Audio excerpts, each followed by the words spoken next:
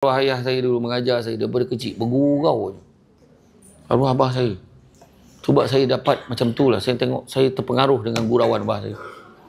Saya taklah sekelakar dia. Memang sebaik saya serius.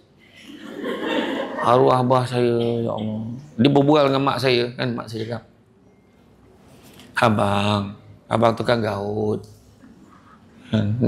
Ni pulut-pulut ni mana boleh makan? Ni lemang ni tak boleh makan ni bang.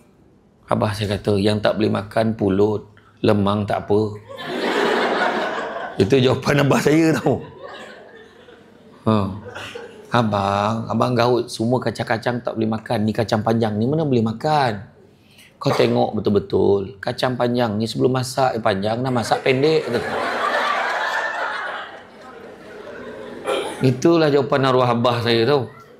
Masa saya kat UiTM tu, saya belajar di UiTM masa diploma. Saya diploma yang public admin di UiTM di London, Lalu Gajah Melaka. Lendu. Sebenarnya degree in law di Shah Alam.